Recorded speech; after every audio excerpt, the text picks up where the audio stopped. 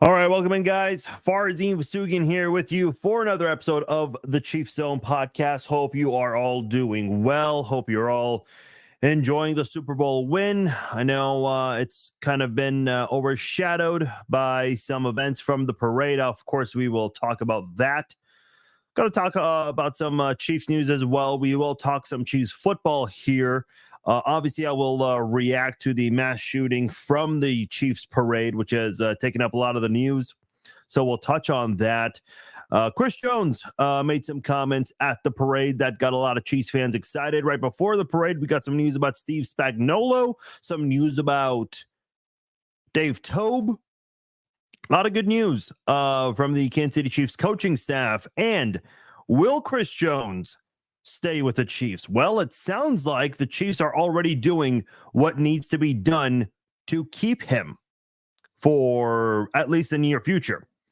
We'll find out a lot of things to get into and much more on this episode of the Chiefs Zone podcast. I want to thank all of you guys for taking the time to download and listen to this episode of the podcast. Appreciate all of you guys who are watching live on Facebook and YouTube. For those of you who are downloading the podcast version on Apple, Spotify, wherever it may be, thank you guys for taking the time to join and listen to the podcast, however it may be. I see already some comments in the chat. Appreciate you guys joining me. Want to let you know this podcast is brought to you by SeatGeek. Whatever event you want to attend, sporting events, concerts, whatever it may be, go to SeatGeek.com. Check out your tickets from there. And if you see a green dot next to those ticket prices for the seat you want, that is a good sign. That means you're paying a good amount of dollars for that seat, a good price, I should say.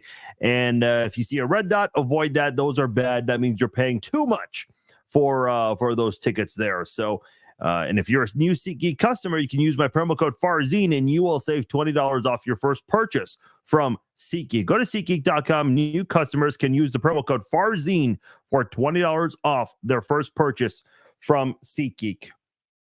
All right, so this is going to be a little bit of a different podcast here. I'm going to combine the Chief Zone and the Red Friday live chat together. I think I may have done this one or two other times in the past. I did intend on doing a podcast on Wednesday, but it just did not feel right. Just didn't really, I just wasn't in the mood to do a podcast. Would I have gotten a lot of viewers and comments for that live show? Yeah, probably. But I just was not well equipped to want to discuss what had happened.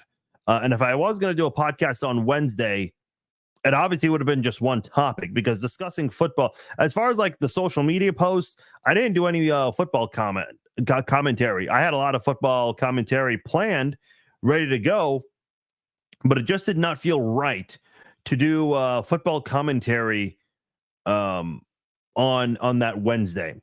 And we're going to get into it now. I see a lot of you guys are coming into the live chat here. I appreciate it.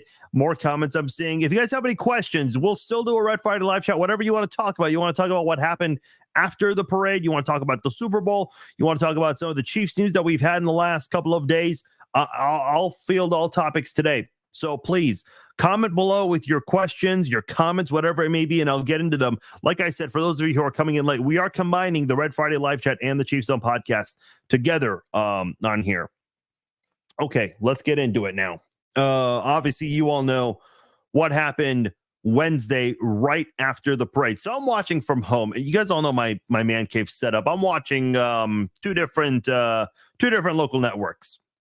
I think I had KCTV5 and KSHB, the CBS affiliate and the NBC affiliate in Kansas City. So I'm watching both of those live, and I think I have KCTV5's audio up, but I have KSHB to my right, and KSHB actually showed all of the people running for their lives. I'm like, okay, either they're like running to their cars, or that maybe they saw some of the players that they want to run up to. Like, I mean, this has to be maybe there was something going on, and they just got scared, and it was maybe blown out of proportion. Then I see live from KSHB's feed they show police officers running towards a very specific location. And at this point, I'm like, okay, please just be, gunfire that was just shot in the air, maybe a fist fight going on between a couple of people. Just let this be something small. Because there were some people running and there were a lot of people not running at all, not really sure how to react. KCTV5 actually put out a clip. And I think this is, so there's like a building adjacent from Union Station. And they actually showed like a surveillance camera with audio, and you can actually spray. A lot of witnesses who were there were actually asked what they heard, and they described it like a spray of bullets, kind of like a machine gun, one after another. So you can actually hear that in that surveillance camera that was published, and they're showing Union Station. Everybody's running in different directions. So there were actually some people not even knowing where to run. Some people actually ran towards the gunfire, again, not knowing where the hell to go.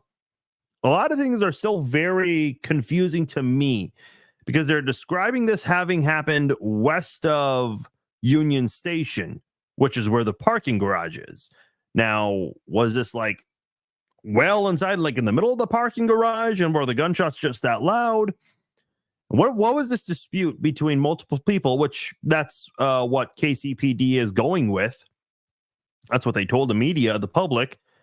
What is this dispute that led to 11 kids being hospitalized? Were they arguing over who was backing into who in the parking lot? Like, I don't know what happened. We still have a lot of answers a lot of questions that need to be answered.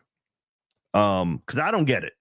I'm not quite sure exactly what happened or what transpired here. And by the way, let me just say something, because I'm seeing KCPD put out a tweet before the Super Bowl parade, and it's the police chief, the same police chief who Stacey. I apologize, I don't have her full name in front of me. It was her talking to all the police officers saying, "Hey, look, got a big parade here. Everyone's celebrating. We got to make sure everyone's safe." And a lot of people are responding to that tweet, quote tweeting it, mocking it, saying, "Well, you failed." If you're one of those people doing that, just stop. You're not doing anyone any favors whatsoever here. Listen, I know there have been a lot of talks about law enforcement and how they've done it. And I think like any industry, doctors, education, wherever, you'll have some people who are in it for the wrong reasons and are not good at their jobs. But in general, man, I got a lot of respect for people who are first responders, people who are police officers. Whenever people are running away from gunfire, police officers are running towards the damn thing. I could not do that kind of thing. So I've always had a lot of same thing with firefighters. People are trying to escape a burning building. Firefighters are going into a burning building. You get the idea. So if you're one of those people that's responding to that tweet, making fun of KCPD or telling them they didn't do their job right, dude, what are you doing? How are you helping? And listen, I don't know. I know I'm going in like all different directions here. And I'll try not to do that because I want to go one step at a time with all of this. Whatever happened in this parking lot, is just, I don't know. Like, you're there to celebrate a very positive event. And there were give or take 1 million people there.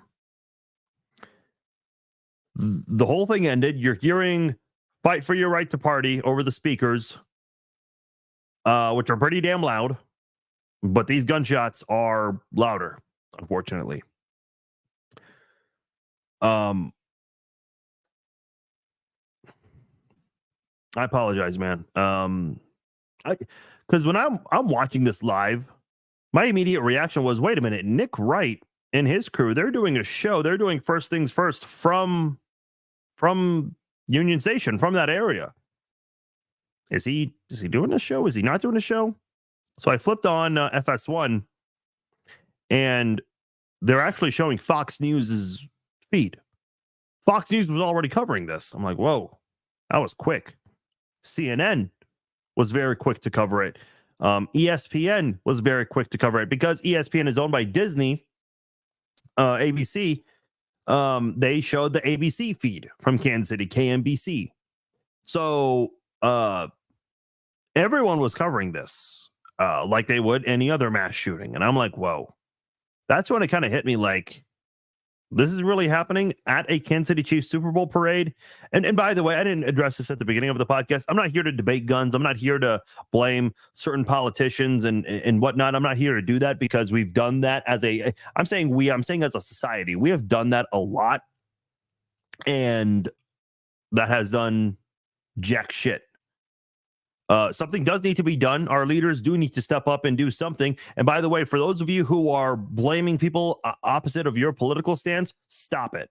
Because we've seen this while Joe Biden has been president. We've seen this when Donald Trump was president. We've seen this when Barack Obama was president.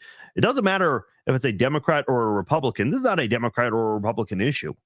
This is an issue that's happening across the board, no matter who is the president. We're seeing this in schools. We're seeing this at place of worship, grocery stores, malls, Super Bowl parades now, championship parades. I mean, is this going to happen again at another championship parade later this year? I hope not. That shouldn't happen. But the thing that I've heard in the last 48 hours is you're not safe when you step out of your home. I mean, a restaurant, wherever you want to go. I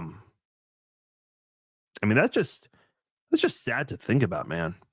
It's just really sad to think about. And if you're doing this whole blame game thing, just stop. Quite frankly, I think all of our leaders are to blame. By the way, let me talk about this for a moment. Speaking of leaders, so inside Union Station, when the whole thing ended, the players are all going back in.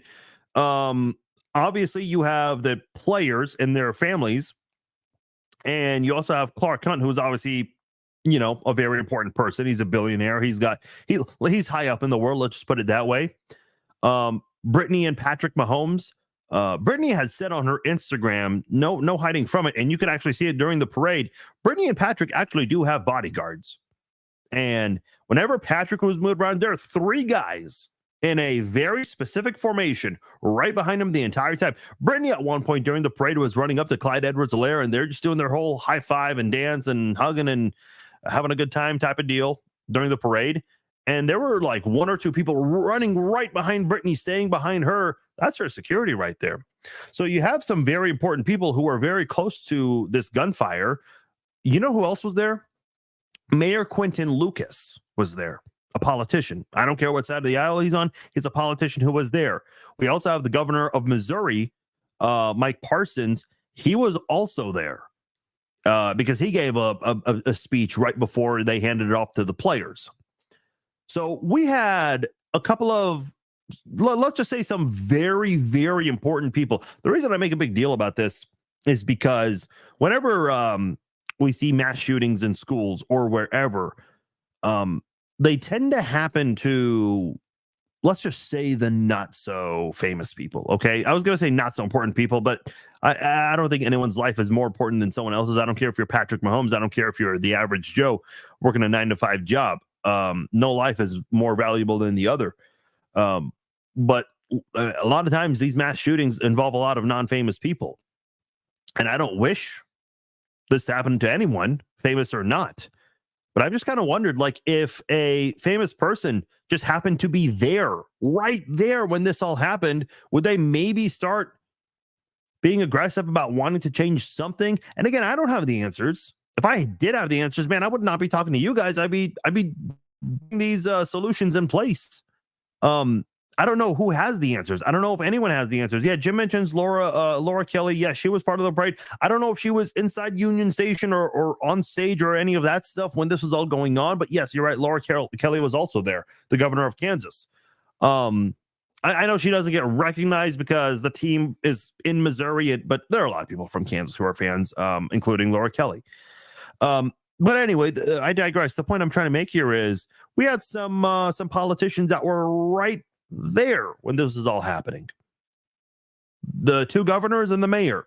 Are they gonna, the three of them look at our federal government, our Congress, and say, look, we got to do something. We were all there when this was happening. Because to my understanding, whoever was inside Union Station, all those important, those VIPs, so to say, I think they were all sheltered. And, there were some people that were running inside trying to avoid this gunfire here, not knowing where it was coming from. They were also sheltered. And, props to Andy Reid, Trey Smith, Clyde Edwards-Helaire, some of these guys who were credited for trying to calm down some kids who were panicking while they were sheltered, before they could figure out what in the hell was going on. I've already said this on social media. I'll say it again. Just watching this live, seeing people run. I mean, at one point you saw people running inside Union Station, and then a couple of minutes later, both KCTV5 and KSHB were showing people running out of Union Station and a bunch of cops running inside the building. That was the moment where I was like, man, this looks like something I would see out of like a really crazy action movie. But this is not a movie. This is all real. Everything that happened at Union Station was real. And I'm watching ESPN, and they're talking about how things, this just keeps happening in our country. I'm watching Joy Taylor on FS1. So FS1, as I mentioned, they were showing Fox News' feed because Nick Wright and his crew could not do their show from there. But the show that comes after, and I apologize, I don't remember the name. It's with Joy Taylor, Emmanuel Acho, Shady McCoy, and a couple of other people. They actually started going live earlier than they normally do because they wanted to at least put their sports personalities on the air. And that's all they were talking about was the shooting. And Joy Taylor made a very interesting comment here. And I saw a couple of people on Twitter mention this, not that this is important right now, but Joy Taylor mentioned that things might change drastically as to how we do championship parades. Listen, I'm not a fan of this politician specifically, Ted Cruz, but at the Houston Astros parade, somebody threw something big at almost hitting him right in the head. Again, not that I like the guy, but that's never okay. That kind of thing should never happen. Now, I'm not comparing one person throwing something, trying to compare it to this, not at all. But my point is, when you have a shooting that happened here, people will look back at other incidents that may have happened at parades and will say, look, because what was going on at the parade? A lot of the Chiefs players were getting off the bus and they were on the field, on the streets, just dancing, hugging and kissing all the fans, signing autographs, taking pictures. Donna Kelsey was handing out roses to people, and she had a security guard right behind her. I mean, I don't know. It's just, I think KCPD did their absolute best. At the end of the day, you can't have police officers at every single corner of the world. I wish it was that way. I wish we could have security on every floor of every parking garage, at the corner of every building in this world, but we just don't have the resources for that. We used to not need these kinds of things. But unfortunately, we just don't know where we can go and feel safe. And a lot of people are talking about going back to normalcy as if nothing happened. Yeah, eventually that's going to happen. But I don't know. And by the way, I'm not reading any comments right now out loud, but I'm keeping an eye on the chat room. So I'm reading everything you guys are saying. If you guys have some longer comments, it's just hard to read while I'm talking, so I do apologize. I don't know, man. It's just it just sucks. Like, I remember there was a shooting in Lawrence, Kansas, and I'm mentioning Lawrence, Kansas. This was 2017. Yeah, 2017. I mentioned Lawrence because I went to KU.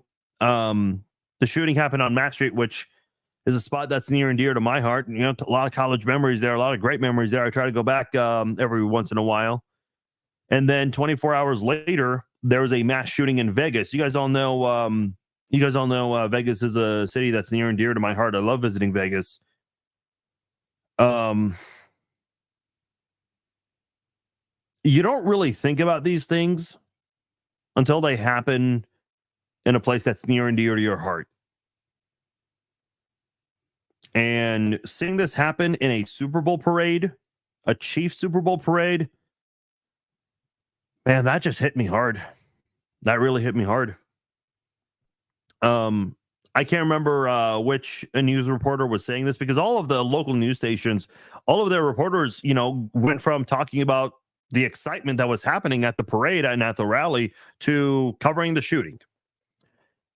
One of the news reporters, and I apologize, I don't remember who said this, but they basically said that we have people in Chiefs jerseys going to the hospital now. Think about that. Not that it matters what people are wearing. If you're in school, you should still feel safe. You're going to the movie theaters and you want to see, the Marvel movies or the Terminator movies, whatever movies are out there now. You want to feel safe. You're trying to escape real life for about a couple hours to go see a movie and have some fun. And unfortunately, people can't feel safe doing so. A restaurant, a bar, whatever it may be. This is a celebratory event. The Chiefs just went back to back. As Chiefs fans, we've all been begging and screaming for this team to be good for so many years. We finally got the franchise quarterback. We have a great head coach. We have great players and coaches and front office executives out all over the place. We just went back to back. And unfortunately, this whole back to back thing has now been overshadowed by a couple of people who ruined it for everybody. It just takes, I know the what's the quote? It takes one bad apple to ruin it for the rest of the bunch. Well, it was a couple of bad apples here. That's, I think, what's so frustrating to me. Because going back to what I was saying earlier, and I apologize, I know I'm going into too many rabbit holes here. Listen, I always like to write down all the things I'm going to be talking about. I don't have that for this. I don't want to write things down. I just want to talk to you guys, heart to heart here. But imagine Super Bowl parades in the future. I mean, because we do expect the Super Bowl to come back to Kansas City again. We do expect another Lombardi here. So, I remember listening to 810 on the radio last year, and one of the hosts said that he and his wife agreed not to take their son, and they'll just take him next year. They were kind of like laughing because we just expect it now. We do expect another Super Bowl parade in the near future, I guess, right? That's just kind of the standard, the expectation, whether it's next year for a three-peat or anytime shortly after that. What is that Super Bowl parade going to be like? Are there a lot of people that are going to not want to go because of what happened this time around? Are there players who are going to say, hell no, I'm not going, not after what happened last time? By the way, this is not the first time, and I don't know if I thought someone in the chat maybe alluded to it.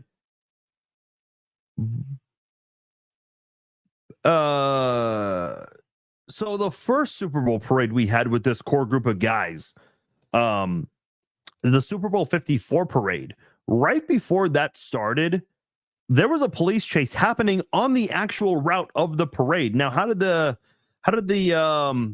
person that police were chasing get on the actual route? That I have no idea, but eventually they were able to get him to stop, and police officers get out of their cars and their guns are drawn, which is what they're supposed to do. But they're also shouting at all the Chiefs fans saying, get out of the way. So I don't know at the end of the day, like what the solution is here, because we've had it now a couple of times. One, thankfully no gunfire occurred, but guns were drawn. And it was by law enforcement trying to get a criminal. But then we have a more horrific situation years later where it's supposedly a dispute. I still have a lot of questions, man. The story's not adding up to me. Like, we need answers. We need answers. What is this dispute that led to so many kids getting shot? from the parking garage. Because it's not like, I mean, listen, are there people that probably left a little early so they can beat the traffic? Yeah, sure. I buy that. But I'm still kind of confused with the timeline of events and the specific location. And I don't think we even have that answer yet. I don't know.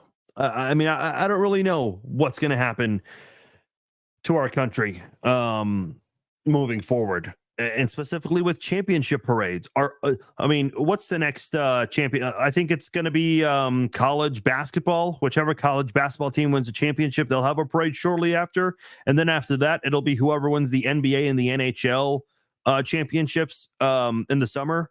Are their parades going to be different because of Kansas City? Which is a shame, man. Not that it should ever happen anywhere, but the fact that Kansas City is now going to be used as the example. Oh, that did happen in Kansas City.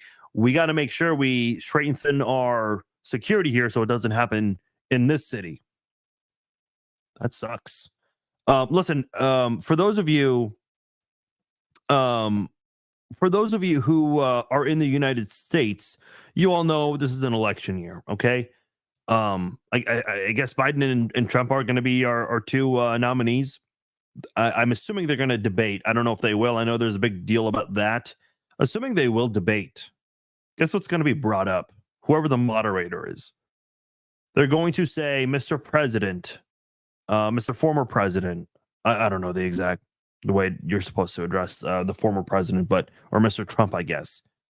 They're going to bring up that a shooting happened, another mass shooting happened, and this time it was in Kansas City during a Super Bowl parade. It's going to be brought up. It's going to be brought up in that context. I think that's the Jason, man, get out. Look, I'm not trying to be a dick, but if you're trying to really blame one person for all of this, dude, just stop. That's not the solution here. We've had mass shootings under different politicians, different political parties that have been the commander in chief here. It's not Biden's fault. It's not Trump's fault. It's not Obama's fault. I don't care who you like and don't like. I don't give a shit about any of that. And I apologize. I'm not trying to be a dick or anything here, but if you're going to do the whole blame game and finger pointing thing, you're not doing yourself a favor. You're not doing anybody a favor. So miss me with all of that. I just don't know at the end of the day what the solution is. No one knows what the solution is. Nobody does. Yeah, Robert said literally mass shootings under every president have happened. Yeah. I mean, more so ever since Obama. Fuck, man, I'll never forget Sandy Hook. I just took my last final, and then I open up my phone and I see the whole news about Sandy Hook, and I'm like, man, I just got out of a classroom and I'm hearing this news, and I'm actually packing all my things, getting ready to go home for Christmas. And I'm realizing that there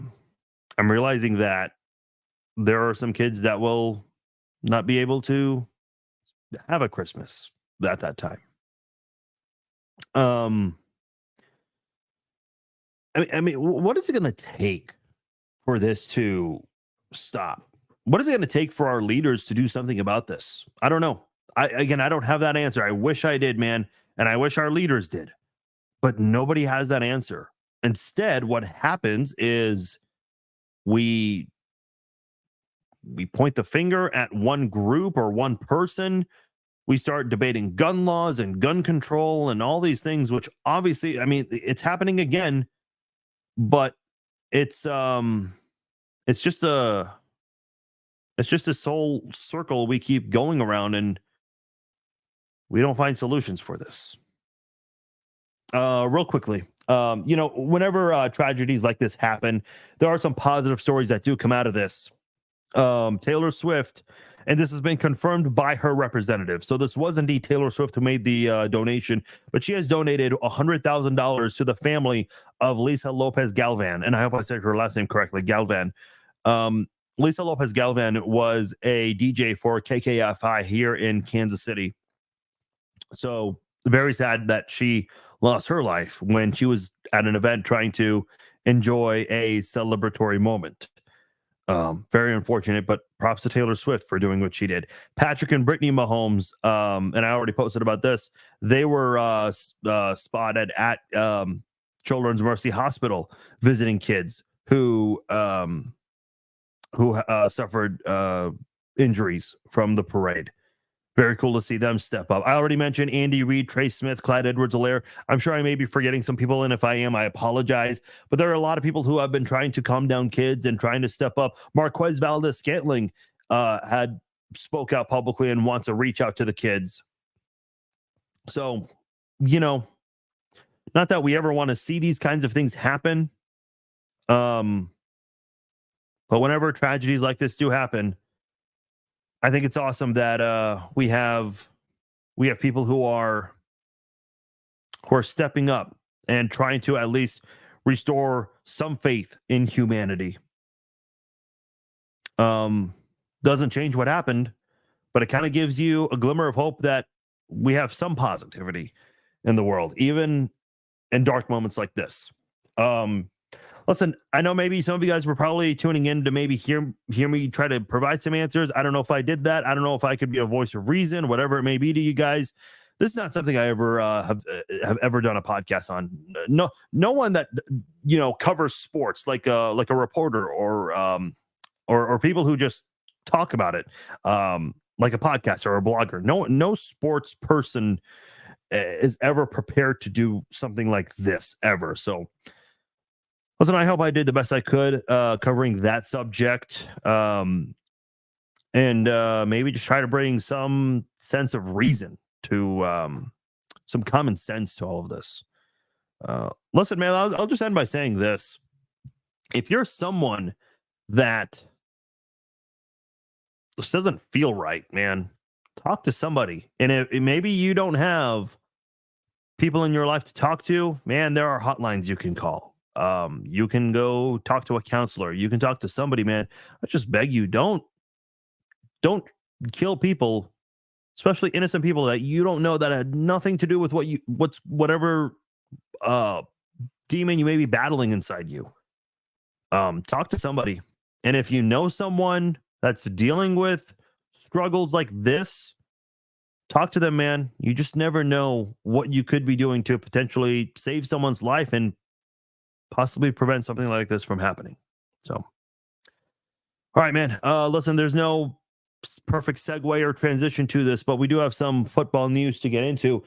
There were some positive things that happened at the parade, of course. So this is the time to get into it now. Before the parade started, we did get some news that Steve Spagnuolo received a contract extension from the Kansas City Chiefs. That is absolutely huge. We all know how big this Chiefs defense was this year. And by the way, quick reminder for those of you who are going in and out of the live stream, if you guys have any questions, comments, whatever it may be, please post them below. I'll start answering questions now. Like I said, we're combining the Red Friday live chat and the podcast together. We've only done this maybe once or twice in the past.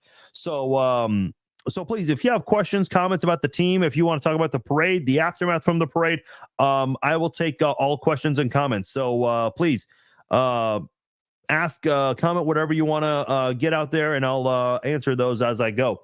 So Spags did get a contract extension from the Chiefs, and we all know how big this defense was. And Spags has been getting a lot of love lately, and I'm happy to see it. I really am, because he now owns the NFL record for most Super Bowl wins as a coordinator in the NFL.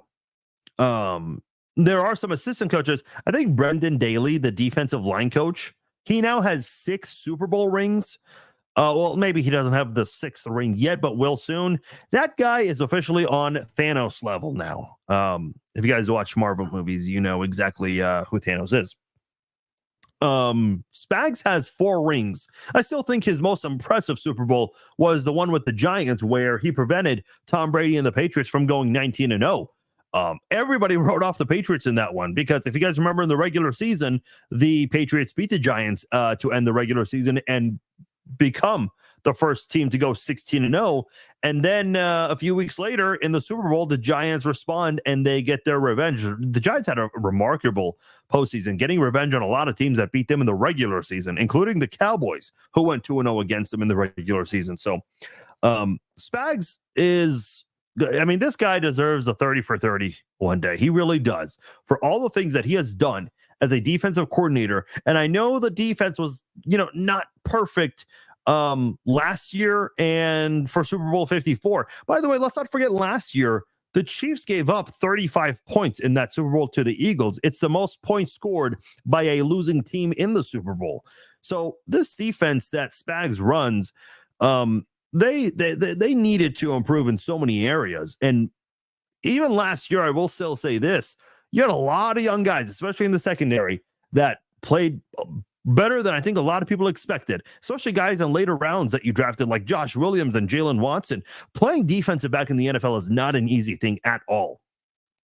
What year, Elaine's asking? Wasn't that the year the Giants won every game on the road? Yeah, I think you might be right about that. I think that's actually a very an actual statement there. Were the Giants underdogs in every single, betting underdogs in every single game? I can only think of two teams that were betting underdogs in every single postseason game. The Eagles, when they had Nick Foles and they beat the Patriots. I would imagine the Giants were underdogs in every single game because Peyton Manning had 23 touchdowns and 20 interceptions. Not a very good touchdown to interception ratio that year. So it's good to see this defense doing what it has done. Spags, man, by the way, I didn't even show off my shirt yet. This just came in the mail today, and Spags we trust. Yeah, you can't see it very well. There it is. In fact, you can see the one on the bottom where he's doing this and one of the press conferences that became a thing on social media. So apparently Justin Reed made these shirts, and if you purchase these shirts, they do go to his foundation. So $65, but it's for a good cause. I said, why the hell not? I'm doing it. I'm buying this shirt. My Super Bowl merchandise got here. I'm still waiting on my hat, but my jersey's here, my shirt's here. Hopefully you guys are all getting your Super Bowl merch. By the way, less than an hour, I'm picking a winner for the Chiefs jersey giveaway on Instagram and X. So make sure you guys do so if you haven't done so already. In fact, I need to do a one last reminder on my social media about it. But yes, Spags, it's good to see him get his flowers here from the Chiefs. He's going to be here a little longer at the very least. So I'm glad to see Spags is on his way for another season here in Kansas City. Another assistant coach who the Chiefs have retained is special teams coordinator Dave Toub, who's obviously been just a remarkable special teams coordinator wherever he has been, whether it's here in Kansas City, Chicago, wherever it's been. He's always done a fantastic job. He's always had great special teams players. The Chiefs have not had a Devin Hester type of returner like Dave Toub had in Chicago, but the Chiefs have had so many different players take a kickoff back for a touchdown, a kickoff or a punt return. Quentin Demps, McCole Hardman, Niall Davis. Obviously, I'm going in so many different areas. I'm not going in order here, but we've had so many different players. No, not Jamal Charles. That was before Dave Toub. But even guys that have not had return touchdowns, like Tremont Smith and Isaiah Pacheco, they still had big returns. The Chiefs have had a lot of success with a lot of different players on special teams, and that has been good to see. And that's a big part of Dave Toub. I know special teams in some areas has been a little iffy, but in general, the special teams unit has been very good, and Dave Toub has been a big reason for that. I think the unfortunate part is, and by the way, I'm trying to post this real quickly, so bear with me. Dave Toub was getting a lot of eyes, a lot of head coaching interest, at least the first couple of years. Yeah, Kadarius Toney. That's a good point, Levi. KT had the longest punt return in Super Bowl history. That's a great point. I forgot about that. I know a lot of people aren't maybe behind KT now, but he played a huge part in Kansas City's Super Bowl run last year, at least. So Dave Toub has just been great at whoever he's had to work with. I'm very curious to see who else is next. Is Richie James going to continue doing his thing? Do they bring KT back just for special teams? I don't know, but Man, the one thing I will say about the special teams unit is stop returning punts from your own like end zone. That's what drives me nuts. I mean, this has been going on for years. Even when Tyreek Hill was, Tyreek Hill. Who could have forget Tyreek Hill? He's probably been the best return specialist, and the Chiefs moved him away from that because they wanted him to focus more on offense, and understandably so. Jason's asking, do you think Eric Bieniemy is going to return in 2024? I have no idea. Yeah, I'm not really sure. That's a very interesting question there. I know Eric Bieniemy did, of course, make an appearance with the team, or at least met with the team, trying to fire them up ahead of the AFC Championship game. Right now, he doesn't have, I mean, he's not going to be brought back in Washington. They hired Cliff Kingsbury, interestingly enough. But yeah, we'll have to see what happens there. Bobby's asking, is there any truth that Patrick Mahomes is reconstructing his contract to make salary cap room to help re-sign L'Jarius Sneed and Chris Jones? Okay, this is a great question. That goes into, I'll answer that question in a moment, Bobby. But that's a perfect segue to our next subject, sticking with the defense, and that is Chris Jones and L'Jarius Sneed. Chris Jones was at the parade, and he had a few to drink, but he did tell the Chiefs fans that he's coming back. He wants a three-peat. He's coming back for this season and then next season and the season after that. So he essentially just told the fans he's coming back for 3 more years. Does he mean that? Sure, I hope so. Listen, we discussed this back in August when Chris Jones was holding out, and the longer his holdout continued, we just kind of wondered, is there a realistic scenario where Chris Jones does come back to Kansas City?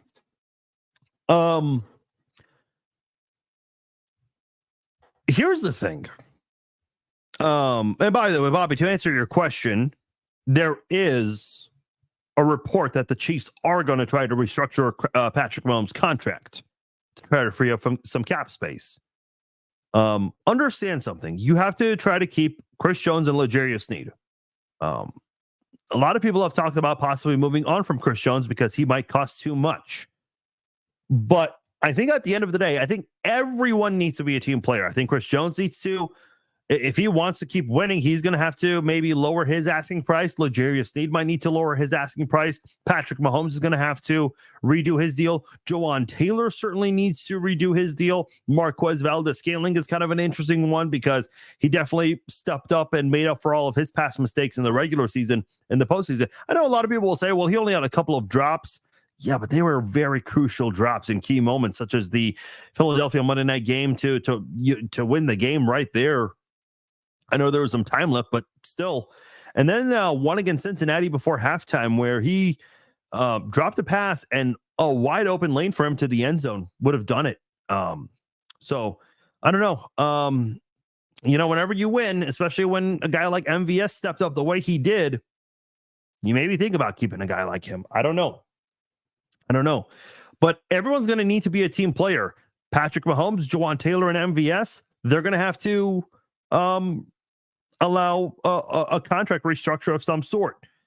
If you're Chris Jones and L'Jarius Sneed, and if your goal is to make money and win, well, you might need to redo your asking price a little bit here and go down. To that way, your teammate can also be resigned, and you can still have room to get other free agents so you can go three-peat. Here's the other thing, too, you got to keep in mind is that the Chiefs, they're at a point now where they can extend Creed Humphrey, Trey Smith, Nick Bolton. What do all 3 of those guys have in common? Number 1, they're from the same draft class, which is why they're eligible for new deals. And number 2, they're all non-first-round draft picks.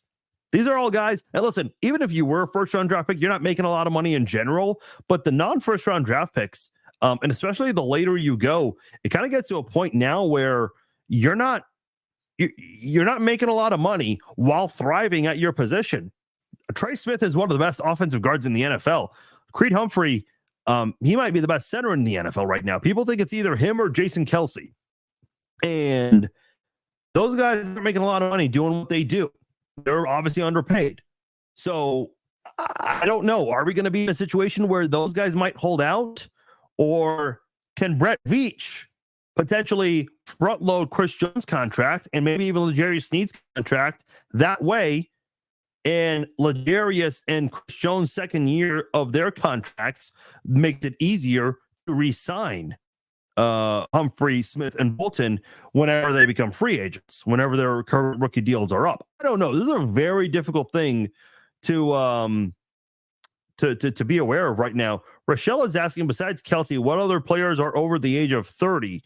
Off the top of my head, Winchester, the long snapper, he's been around just as long as Kelsey has. That's a really good question. Let's look at that real quickly. I'm not going to look for the specific age, but if you go to the Chiefs website, you can sort it by, you can go to the roster and sort it by the amount of years each player has been in the league.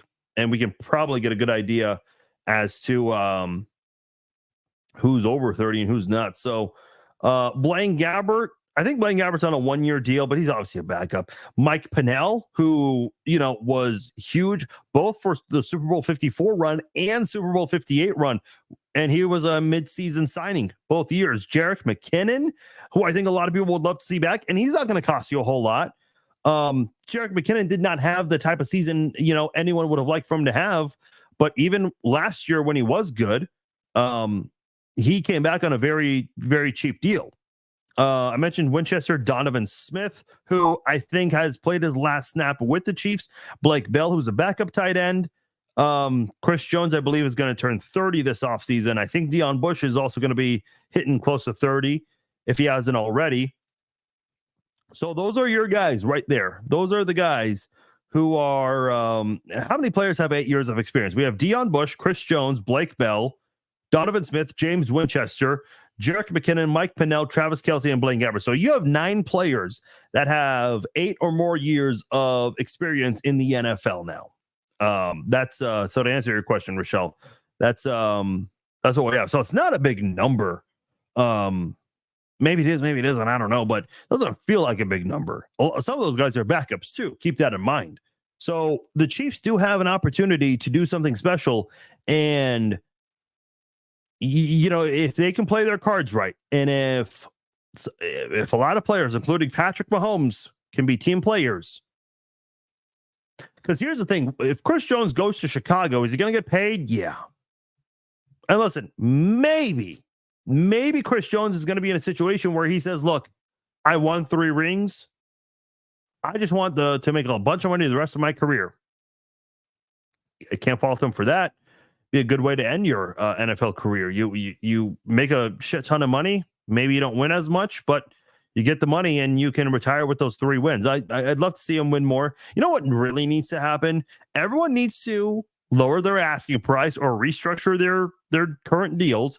And Patrick Mahomes needs to get all those people a deal with State Farm, Coors Light, and whatever else he is, Subway, all that stuff. Okay. So maybe we can get a little bit of that going to try to sweeten the deal. I don't know. I'm being facetious, but also serious at the same time here. So it's going to be interesting. Yeah, Jim raises a good point here. I hope we keep Pennell and Tranquil. Yeah, Drew Tranquil is going to be very important to bring back. The things that Drew Tranquil did a lot of things, as did Willie Gay, who's also a free agent. Those guys did a lot of things that don't show up on the stat sheet that were very vital to Kansas City's success. Because I think there's a strong possibility that you are drafting either a wide receiver or a left tackle with your first round pick. And if you're the Chiefs, maybe you try to see if you can move a second and a third round for a first rounder, even if it's a mid first rounder, to try to maybe get quality guys. But then again, if you're the Chiefs, you have found a lot of great players outside of the first round. So I have no doubt that the Chiefs can try to find a lot of. The Chiefs have done a great job finding great players outside of the first round under Brett Veach. And by the way, let me see if I can quickly pull up Kansas City's draft picks for 2024. So they have a first round pick, second, third, fourth, and 2 fifths. That is their 2024 current draft. Obviously, they're going to be picking last in the first round, last in the second round. Yeah. For 2025, they have that already, but we don't really care about that too much, do we? Yeah, 2025, you have a 1, 2, 3, 4, 5, no sixth, but 2 sevens.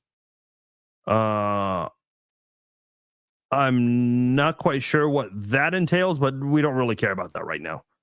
I'm just curious. 2026, they don't show any of that. Okay. Yeah. It's gonna be interesting what the Chiefs want to do with their draft picks. If they can go out there, and we'll have a more we'll have a bigger show regarding the offseason next week on Wednesday. We'll touch on free agency, and then we'll do another podcast previewing the draft, because there's a lot Kansas City needs to do if they want to three-peat. They need a better offensive line. Patrick Mahomes, 2 years in a row, has won the Super Bowl with bad offensive tackles. This year you had Donovan Smith and Jawan Taylor, though they did step up, kind of similar to Orlando Brown, who did play a little better in the Super Bowl, not that well. I know he didn't allow any sacks in the postseason, but he allowed 7 pressures in the game against the Bengals, which is the team he now plays for. Do I see them signing Odell Beckham Jr.?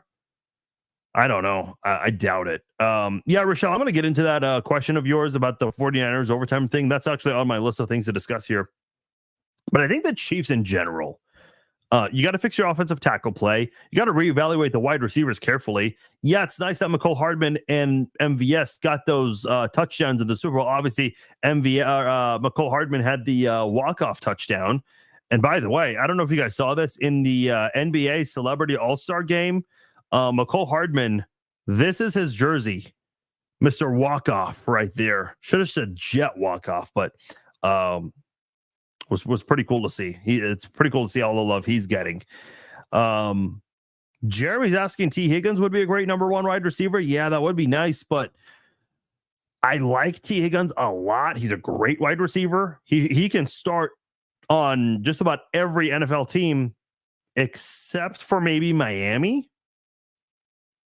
And maybe one more out there, but he could start on a lot of NFL teams right now. He really could.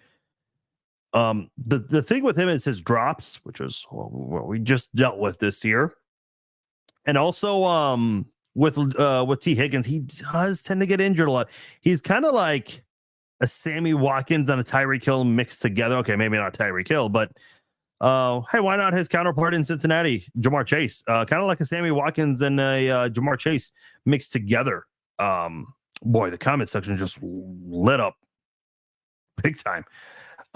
Who gets the franchise tag? Levi's asking. I think L'Jarius Sneed might be the guy who gets it. I don't know. I know negotiating with Chris Jones' agents have not been as ideal, so they might put it on him than Sneed. Rochelle is asking Stephon Diggs. I'm a huge Stephon Diggs fan since his Viking days, but he's had some drama that's followed him. I just don't know how I would feel about that. And listen, I don't think it's all on him, but man, I don't know. I do have a bit of a fear with that. And listen, maybe he comes into a system like Kansas City where Andy Reid's your head coach, Patrick Mahomes is your quarterback, and maybe he changes his tone then. Let me say this, by the way, with Kansas City, because I know a lot of people are still talking about Andy Reid and the whole incident with him and Travis Kelce. There was another one that happened at the end of the game right before overtime. Patrick Mahomes and Rashee Rice kind of got into it a little bit. Rice was upset because he was wide open on that final play right before the field goal, and Mahomes did not throw the ball at his direction. So, and by the way, we've seen Kelce toss his helmet a couple of times. We know he's an emotional player. Several years ago against the Jaguars, when they were just getting away with holds and horse collar on Kelce, he lost his cool. And I kind of didn't really blame him for that. As much as I've always said, hey, listen, referees miss calls. That game right there, man, I would have been pissed off too. Like, your opponents keep getting away with holds and horse collars and all that shit and celebrating in your face about it. Yeah, I'm pissed too. That was the one where he threw the towel at the referee's direction, which was hilarious. Man, a lot of you guys are asking me questions about specific receivers now. Brandon Ayuk would be great. Wasn't it his parents that lashed out on Instagram? They were like, oh, he needs a better quarterback or something. Levi says Justin Jefferson would be unfair if he came to Kansas City. Boy, I am a huge Justin Jefferson fan. I will say this: I don't think I don't think the Vikings will let him go, because the Vikings let Stephon Diggs walk, who somebody else asked earlier, and they managed to replace him with Jefferson. If they lose two premier wide receivers, one that replaced the other, I just don't think. I don't think, there will be hell to pay in Minnesota if they allow that to happen, especially if he goes to Kansas City. Jeremy says Justin Jefferson in Kansas City, it would be good night for the NFL for the next 5 years. Yeah, probably would be. That'd be a dangerous, that would be the 2018 offense all over again. By the way, let me just say this, because I said this several years ago and it has not been true yet. It has not aged well, but I'm actually still sticking with it.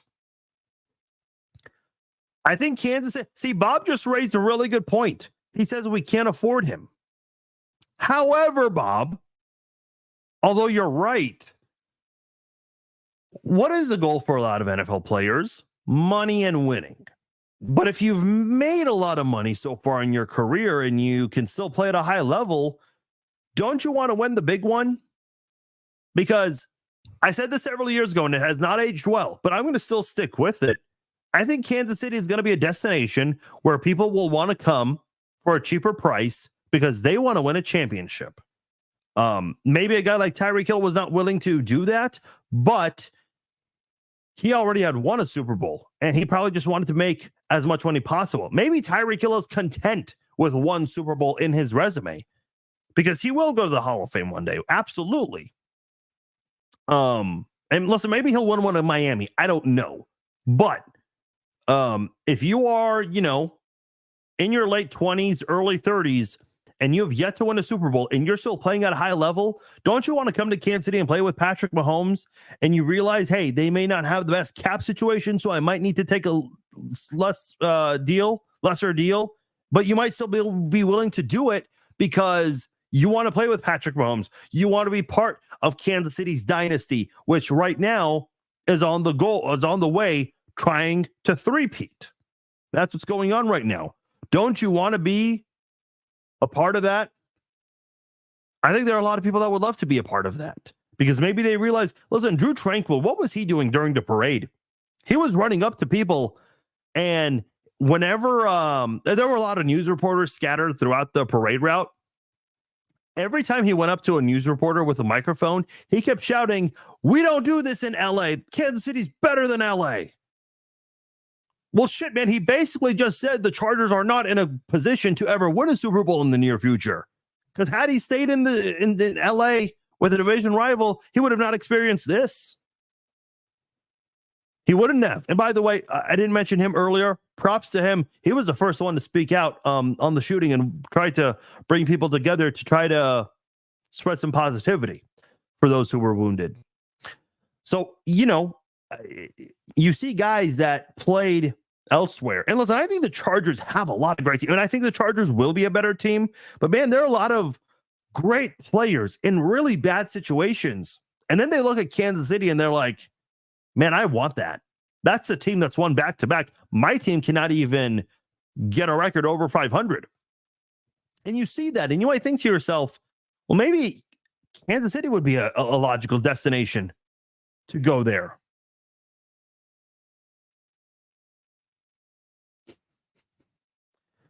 Nick said you should try to get Brandon LMAO on your show. Dude, I would love to have Brendan LMAO on my show.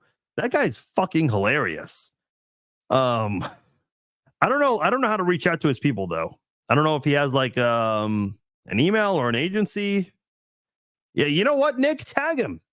Be like, yeah, you should come on this guy's show. I would love to have him on. I don't watch a lot of YouTubers, or I don't like a lot of these pranksters, but his pranks are like extremely harmless to the point where it's like it's funny. And if someone's offended, they need to grow some thick skin. Anyway, I'll leave it at that there. Check out Brendan LMAO. His content's actually funny. What about Jerry Rice's kid in the draft? Can't think of his name or college. Christian Watson from Green Bay.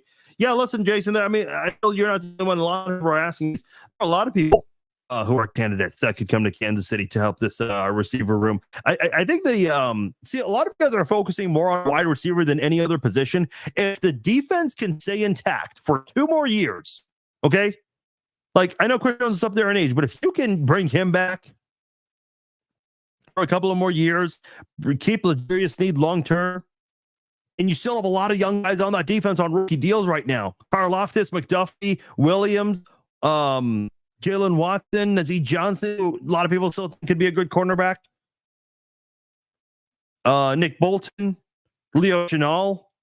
There are a lot of guys you can work with here. And if the offense can get one of these perennial receivers in the NFL, and if they're willing to come on a cheap deal because the goal is to try to win, yeah, this is going to be a dangerous team for a long time. Am I expecting it to happen? I don't know. I could see a guy like Mike Evans taking a cheaper deal because he's up there in age and he's probably made a lot of money playing football. He's at a point that he might want to win more championships. He already has a championship against Kansas City, unfortunately, but he was not the talked about guy in that championship run. Even though he was great that year, he continues to get 1,000 receiving yards every year, 8 years in a row. Only 7 guys who have done that in NFL history. Torrey Holt, Jerry Rice, very few. Chris Carter, to name a couple. But in that Super Bowl 55 run the Bucs had, who got all the glory? Tom Brady, Antonio Brown, Rob Gronkowski. Mike Evans was like more of a second-tier guy on that group, even though he was probably the best playmaker they had. So I don't know. There are guys to consider. What about getting Bianca Belair on the podcast? I mean, look, I've been kind of into wrestling lately. Wrestlers are very hard to get on a podcast. And I don't know what I would talk to Bianca Belair about. She's the wrestler that has the really long hair, right? That's her. Yeah, Keenan Allen is awesome, but can't see. I agree with you, Brian. Now, unless his role was much smaller, where he played limited snaps, it would be worth it. Because if you're injury prone, what's the logic in playing limited snaps? You reduce your chances of getting hurt. But would you agree to that? No, because that would mean you're taking less money, and that's not something you would want to do. Listen, here's what I will say. If you're unable to get a big name playmaker on your roster through free agency, what can you do in the draft? Because you were able to find Rashee Rice in the 2nd round, who obviously is one of the best wide receivers from that draft class. But I'm watching college football, okay? I'm seeing a lot of wide receivers make big plays on Saturdays. All these young college kids, they're out there making monstrous plays. And I mentioned that all year long. All these current Chiefs players who've been dropping passes, you're replaceable because you see these kids on Saturdays making big, spectacular plays. Maybe they might not be the most talented. Maybe they're not Marvin Harrison Jr., but you don't have to be Marvin Harrison Jr. to succeed in this Chiefs offense. You just have to be able to catch the ball. Andy Reid will find a way to get you open in space, and you can get all your yak yards that way. And you can add on to your stats like that. That's all it takes in an Andy Reid style of offense, who, by the way, is expected to come back. DK Metcalf on a deal would be killer. What's the other Seahawks player? Tyler Lockett. Isn't Tyler Lockett kind of on a Tyler Lockett? I think they're trying to trade him. The reason I was stumbling on my words here, Jeremy says, I want to see you have Taylor Swift on your podcast. Jeremy, the odds of you winning the Powerball is much greater than Taylor Swift coming on my podcast of all play. I appreciate the need to want to see that. I think Taylor Swift would rather go on her boyfriend's podcast, which quite honestly, I would not blame. Her podcast is much bigger than mine. Luke Grimm, yeah, man. I mean, as a Jayhawk, I would not be opposed to that. And you know what's sad is I think the Jayhawks had their monster bowl game the day after the Chiefs lost to the Raiders, and you were just like, man, look at this offense KU has. What wide receiver do I want? I don't know if I have a name right now. I could probably answer that better next week when we do the offseason podcast, because right now this is not an offseason podcast. Wednesday's podcast, we'll do a lot of offseason. In fact, I will say this, starting this tomorrow, Saturday, and the next few days, I'm going to be doing a lot of positional previews for free agency, going over every single player that is set to be a free agent. So be on the lookout for that. We're going to do a lot of content surrounding that. If you're the Chiefs, would you consider trading up to grab Marvin Harrison Jr.? I know it sounds like I'm on crack, but it would be dope. That would be dope. I like how you use the word crack and then use the word dope right after, Jeremy. Okay, let's have this conversation here. If you really want Marvin Harrison Jr. to play with Patrick Mahomes, which would be awesome, what do you have to give up? You probably would have to give up Chris Jones. So the process for that would be tag Chris Jones, trade with a team that's in the top 3, and you would probably need to include draft picks because they probably know who you want and why you want them.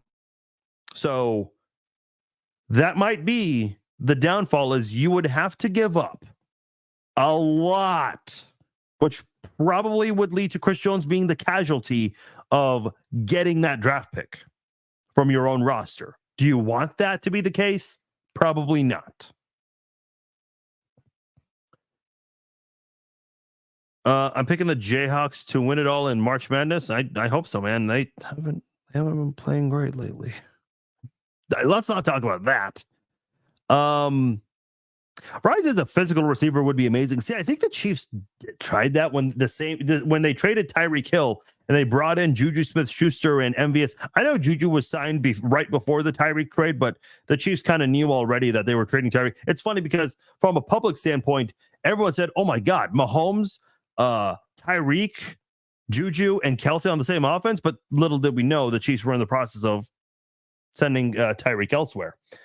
But to go back to the comment about the physical receiver part, I'm not opposed to that. That would be awesome. But I think this offense just seems to thrive more when they can get those speedy receivers in open space. And I will say this, because I know speed has been a big part of this offense. When you look at guys like Tyreek Hill, Sammy Watkins, whether it's through free agency or the draft, the Chiefs have brought in a lot of fast guys like Byron Pringle, Demarcus Robinson, even a guy like DeAnthony Thomas, who didn't work out but had a lot of great speed, possessed a great skill set. McCole Hardman, we all know about his speed. So there are a lot of receivers that Chiefs have gone after who maybe have not been the best receivers. Obviously, Tyreek Hill turned into a dynamic one, but they've gone after a lot of fast receivers, trying to bring them in here, and they've done a good job of utilizing them. I thought McCole Hardman was a great receiver his rookie year. Wasn't the best after that, though I do think he had a remarkable Super Bowl, having that big catch early in the game. Unfortunately, it led to a fumble from Pacheco, and then catching the game-winning touchdown in overtime to seal the deal. So I'm not exactly sure. Yeah, I see a lot of you guys are asking me about specific players from the draft and free agency, and I'm not going to go over all of those, but I think at the end of the day, you do have options if you're Kansas City. And if you're Kansas City, you're now the enticing landing spot, okay? Yeah, maybe you might not be able to get the money you want in Kansas City, but you know what we can guarantee you? We can guarantee you a very shiny ring on that finger of yours. We can do that, okay? That's what didn't Andy Reid say that to Drew Tranquil? The text messages were leaked. Andy Reid said, think championships. Isn't that what he told Drew Tranquil? And guess what? Drew Tranquil got himself a damn championship, baby. And that's what he was saying in the parade. He says, you don't get this in LA. I mean, you might get the Lakers championship there, but neither here nor there. Yeah, we spent a lot of time talking about the whole thing with Chris Jones, L'Jarius Sneed, and how they can make all of that happen. So we'll see what the Chiefs do there. It's not. Listen, I said this before. I'll say it again. This is going to be Brett Veach's most difficult offseason to date. Last year was a tough one because he was in a very tough spot with the Chris Jones contract, unable to sign Hopkins. But this is going to be even harder because you got a lot of very good players to worry about. Sneed, Jones. Got a couple of guys who are at the end of their rookie deals or eligible for new deals, I should say. It's not going to be easy retaining those guys. Yeah, I know, Brian, you're mentioning Mike Dana and Willie Gay. I mean, there are a lot of people to account for on this team. A lot of people to, and you know what? Not my job, man. I envy Brett Veach, man. Like that you have to do. Props to you. That's going to be a very difficult task for him this offseason. But Brett Veach has done a great job so many times. I'm not going to doubt him this time. I know a lot of people love to doubt Brett Veach, and I don't know why. He always comes through in the end. Always, always, always comes through in the end with the draft and free agency. The Chiefs did not have a lot of draft picks this past year like they did the year before, yet they still found a couple of good players. I know FAU didn't play much, but whenever he played, he stepped up. He had a big step at one point in the Super Bowl. That was his postseason debut. Rashee Rice obviously did his thing in the year. Tamari Connor, I thought, was a good safety and someone that might be a guy you could use in the future. So we'll see what the Chiefs do. Wanya Morris, I thought, had some flashes as well. Maybe with some experience, he can improve. So Brett Veach, man, he's done a great job with the drafts over the years. He really, really has. And I think there will be another successful draft, another good draft on the way for Kansas City. Okay, a couple of non-Chiefs notes I want to get into here. Rochelle was asking earlier about the 49ers not knowing the overtime rules. I don't know if you guys saw this, but there's a clip of some of the players who were mic'd up on Inside the NFL. So they're showing Mahomes and Kelsey. Mahomes is obviously the sole captain to go to midfield for the overtime coin toss. And he's looking at Andy Reid saying, we're kicking it, right? And he's asking what direction. Andy Reid said, I don't care because they're indoors. So the Chiefs already had plans to kick the field, kick the kickoff for overtime if they won the coin toss. Meanwhile, the 49ers, they won the coin toss and they wanted it. And Patrick Mahomes is going back to the sidelines and is saying they wanted the ball. Like he's almost confused about it. And even Kelsey was walking around saying, yeah, they wanted. That's exactly what we wanted. We wanted them to want the ball. When you're playing chess and you're thinking your opponent might also play chess and they're not, they're playing checkers, that's when you know you've got a really good feeling about how things are going to go. That's how bad it is for Kyle Shanahan. I mean, how do you not have your team ready for the overtime rules? Like, listen, Kyle Shanahan's a great coach, and I think he will win one day. I really do. Listen, he's getting a lot of comparisons to Andy Reid, and I've already said this in the week. Andy Reid took him 18 freaking years to win one. 18 years. And I don't think, listen, a lot of people are saying, well, Andy finally got one because he had Mahomes. Yeah, but that's no excuse to not win one before. He had been winning a lot with Vic, McNabb, Smith. But how do you justify? He says that the assistant coaches were tasked with informing his players about the overtime rules. In fact, one of the 49ers I know a couple of the 49ers players admitted after the fact they didn't know all the overtime rules. One of the 49ers players on the field, mic'd up, and this was shown, he actually said, apparently, if we score a touchdown, it's not over. I didn't know that. How do you not know that? I said this on Wednesday's podcast. A part of me wishes the 49ers did score a touchdown because I would have loved to see like a 49ers player run onto the field and celebrate. Like, I kind of wish that would have happened. I wish time ran out in the overtime period just to see if a 49ers player would have ran out. Like, this is not me trying to troll or be funny. Like, This seriously, would there have been one 49ers player that would have rushed the field? I think that would have happened. I seriously believe that.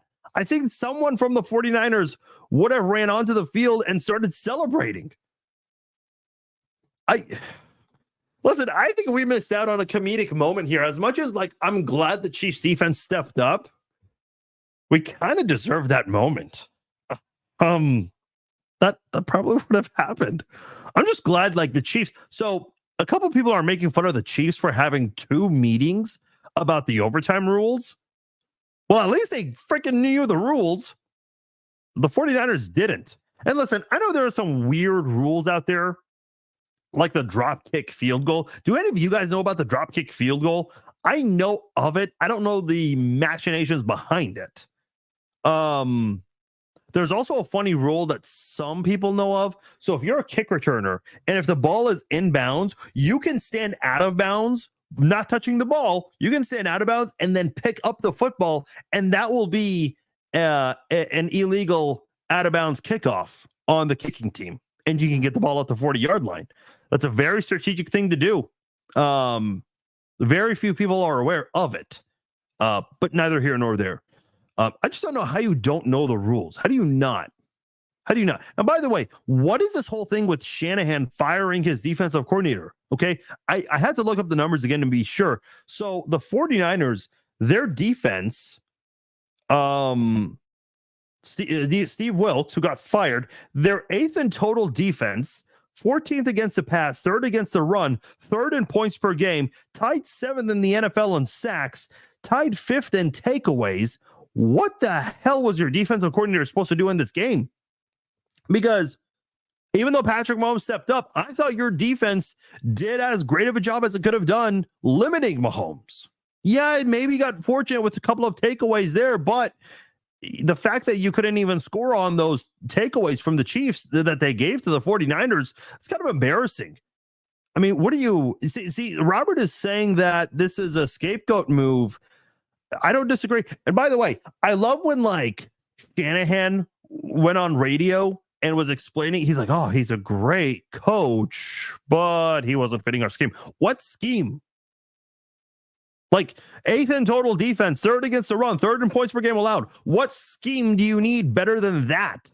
It's almost like when you break up with someone or someone breaks up with you, and the first thing they say is, hey, you're a really great guy or a really great girl. Well, then why are you breaking up with that person? Isn't the point to have a great guy or a great girl? Like, makes no sense when you try to sugarcoat things like that.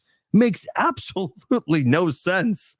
Sounds like he made a great assistant for Spags. I mean, yeah, but he probably deserves to be a defensive coordinator elsewhere. Like, you see this sometimes, and listen, it'd be a little different. Oh, Elaine says it's me, not you. Yeah, that's what you get sometimes in a breakup. You see this sometimes. Like, who was it in the NBA? I think it was Doc Rivers. That's who it was. And I know he's not doing too well right now. But why did Philadelphia?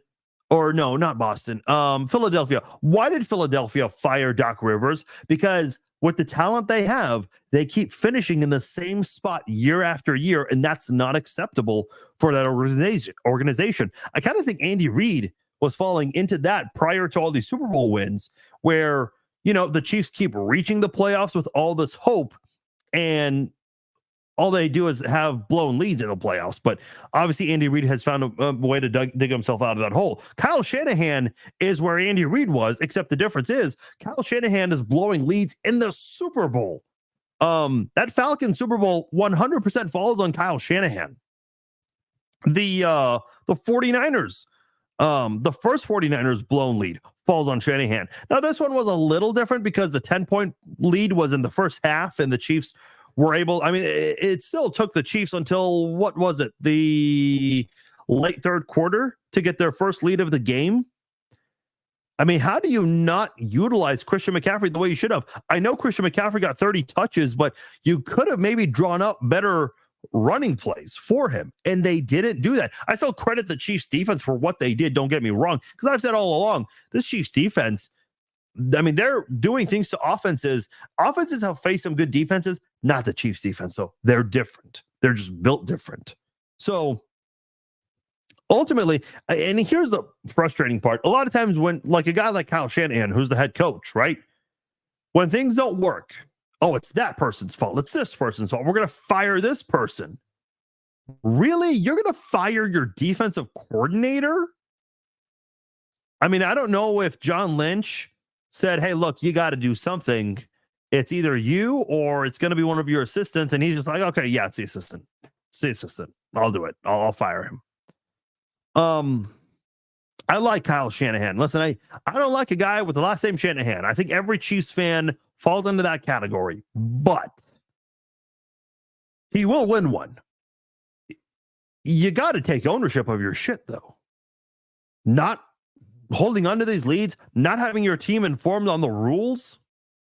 It falls on him at the end of the day. Last thing I want to talk about before I get out of here. Speaking of the 49ers, former 49ers quarterback who once lost to the Chiefs in a Super Bowl. Raiders quarterback, it's always a good way to start a headline, Jimmy Garoppolo suspended 2 games for violating the NFL's performance-enhanced usage policy. Apparently, he was using PEDs. And not only, here's the worst part, and I know the Raiders are expected to release him, and it makes, by the way, I was confused as hell with the contract the Raiders gave him. Luckily for the Raiders, Jimmy G just gave them the easiest out possible. So you won't have to take a big cap hit when you release him.